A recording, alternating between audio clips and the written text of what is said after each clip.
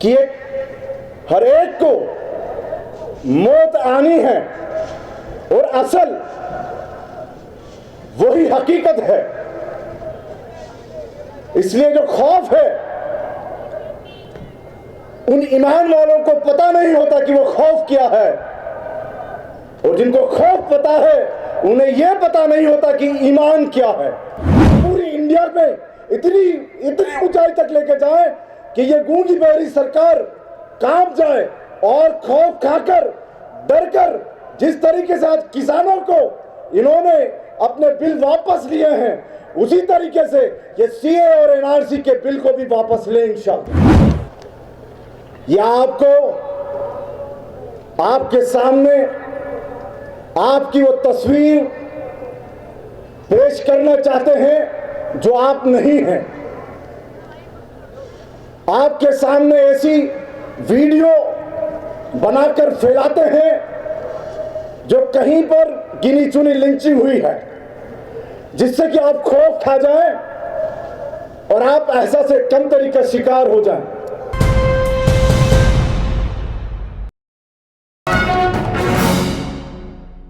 वो तबादला ख्याल जो मेरे और आपके सीनों में है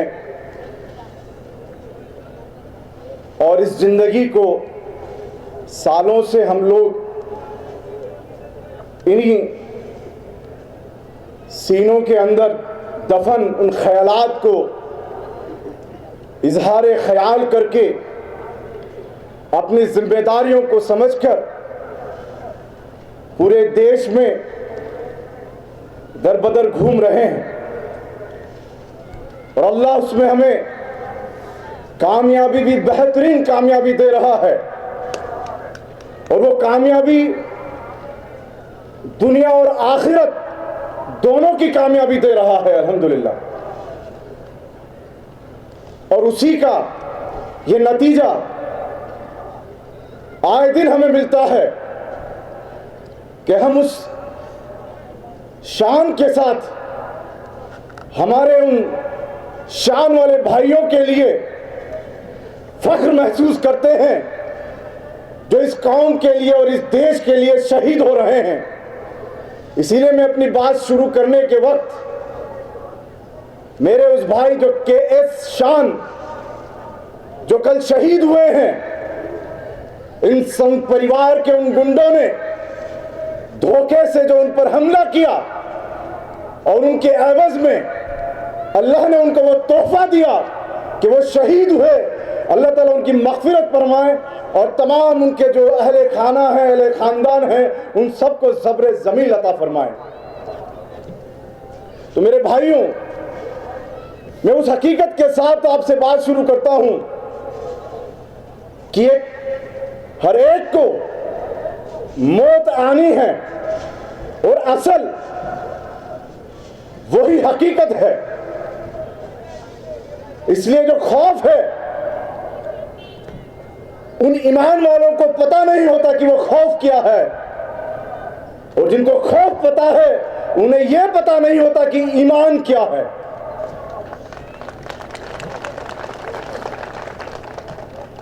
इसलिए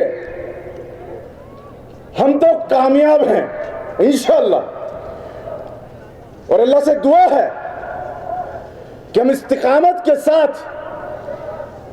हर मजलूम की आवाज बनकर अपनी गर्दनें कटाकर शहादत दें, लेकिन पूरी ताकत लगाकर हम देश में इंशाअल्लाह इंसाफ कायम करें,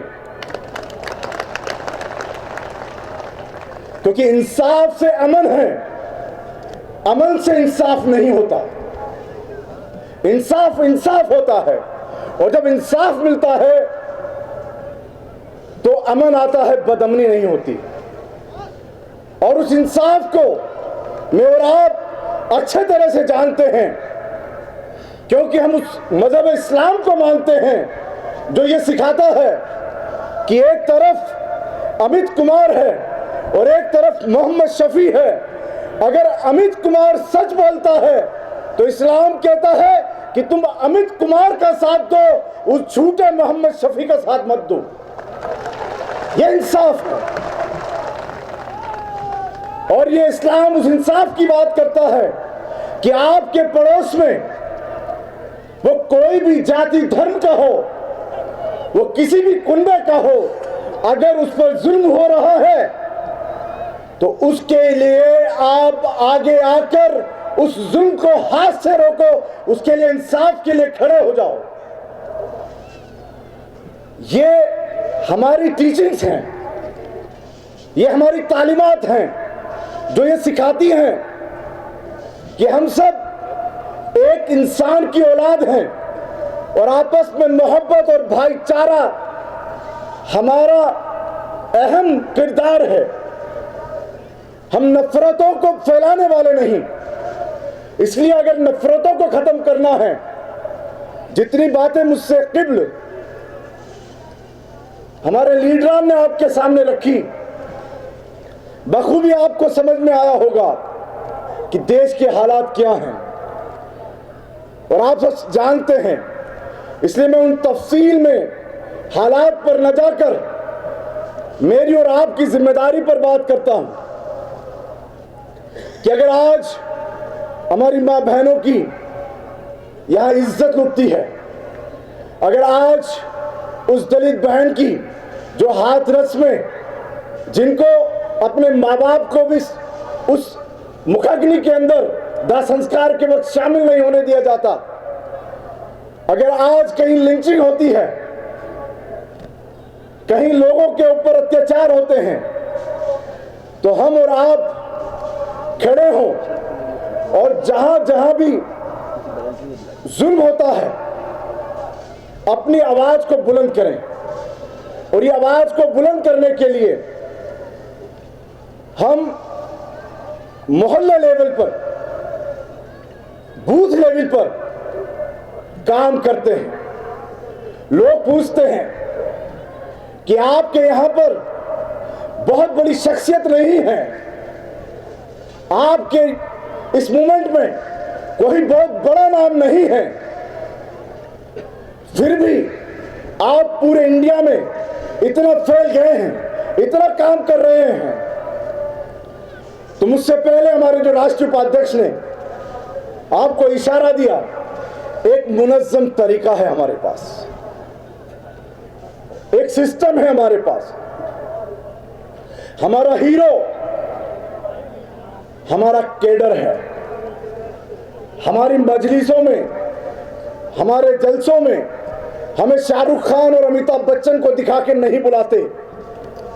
हमारा जो अमिताभ बच्चन, शाहरुख खान जो लोगों की नजरों में हीरो है, वो हमारा केडर है, जिन्होंने आपको घर जाकर ये इत्तला दी कि चलिए जागिए, आपकी आवाज बुलंद करने के लिए social democratic party of India आपको आवाज देती है और अपनी आवाज को बुलंद करके अपने हक और इंसाफ की आवाज इस पूरी इंडिया में इतनी ऊंचाई तक लेके जाए कि ये गूंगी बहरी सरकार कांप जाए और खौफ खाकर, डरकर, जिस तरीके से आज किसानों को इन्होंने अपने बिल वापस लिए हैं, उसी तरीके से ये सीए और एनआरसी के बिल को भी वापस लें इंशाअल्लाह।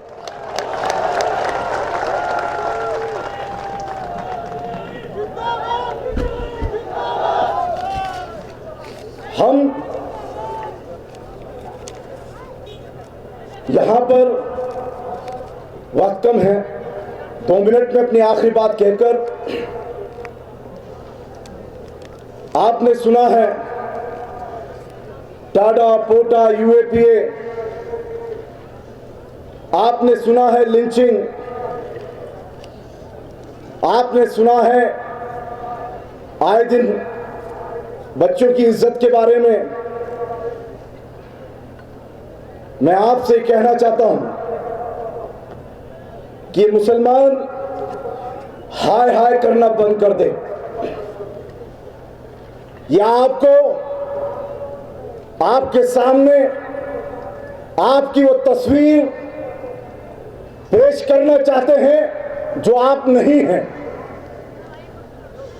आपके सामने ऐसी वीडियो बनाकर फैलाते हैं जो कहीं पर गिनी चुनी लिंचिंग हुई है। जिससे कि आप खौफ खा जाएं और आप ऐसा से कम तरीके का शिकार हो जाएं। मेरे भाइयों, उठो, हमें उन मजलूमों की आवाज बनना है।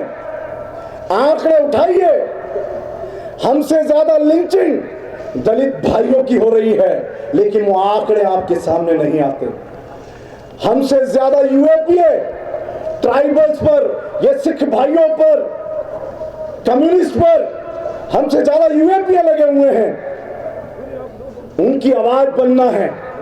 ये लोग आपके सामने आपकी तस्वीर खौफ और हिरास की दिखाते हैं, और हम आपसे ये कहते हैं कि आपकी जो तस्वीर है वो तस्वीर है बेखौफ इंसाफ की।